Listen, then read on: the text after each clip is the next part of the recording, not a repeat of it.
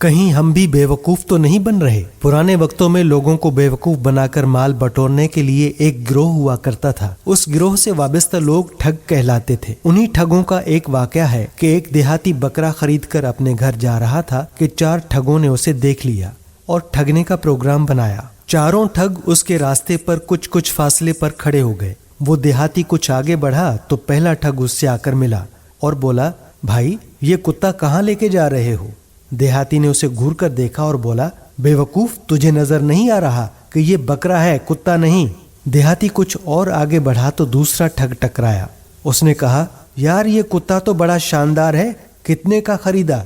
देहाती ने उसे भी झड़क दिया। अब देहाती तेज तेज कदमों से अपने घर की जानिब बढ़ने लगा, मगर आगे तीसरा ठग ताक में बैठा था जिसने प्रोग्राम के मुताबिक कहा, जनाब ये कुत्ता कहाँ से लिया? उसकी भी बात सुनकर अब देहाती तशवीश में मुब्तला हो गया कि कहीं वाकई कुत्ता तो नहीं। उसी शशोपंज में देहाती आगे रास्ते पर चलता रहा।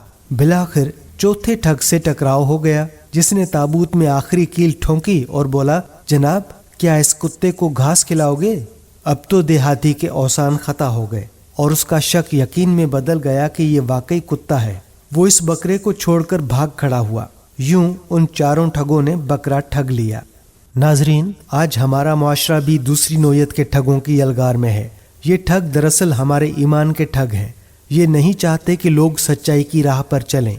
ये ईमानदारी के खिलाफ इतनी दलीलें देते हैं कि एक ईमानदार शख्स मसलहत पसंदी का शिकार हो जाता है। ये नाजायज मुनाफाखोरी को हक साबित करके दूसरे लोगों को भी इस कबीह फैल पर मजबूर करते हैं।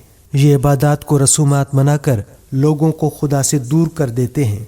ये निकाह को जिना के मुतरादिफ करार देकर खानदानी निज़ाम को ख़त्म करने के दर पे हैं। ये हवस को मोहब्बत का नाम देकर नौजवान नस्ल को गुमराह करते हैं। ये मजहब को कल्चर से ताबीर देकर लोगों को उससे मुतनफर करते हैं। गरज ये ठग इस जदीद दुनिया के मॉडर्न शैतान है। ये हमारे पास अपनी कबीह शक्ल में नहीं आते, बल्कि ये सूट बूट में मलबूस होकर हमारे हमदर्द बनकर ये सारी कार्रवाई करते हैं। इस पूरी सूरत हाल से बचने के लिए एक साले मोमिन को 2 तदाबीर अख्तियार करनी है। एक तो ये कि वो हक और बातिल के मयार को अवामुल नास की राय से अक्स करने के बजाय कुरान और मुसलमा अखलाकी असूलों से अक्स करे। दूसरा ये कि वो इन शैतानों को पहचाने और उनकी बातों को अहमियत न दे, वरना उसका हशर उस देहाती की तरह होगा जो बकरे को कुत्ता समझ बैठा था। नाजरीन, उम्मीद करते हैं कि आज की वीडियो आपको पसंद आई होगी। इस वीडियो को अपने दोस्तों के साथ शेयर करें और हमारे पेज को फॉलो करें।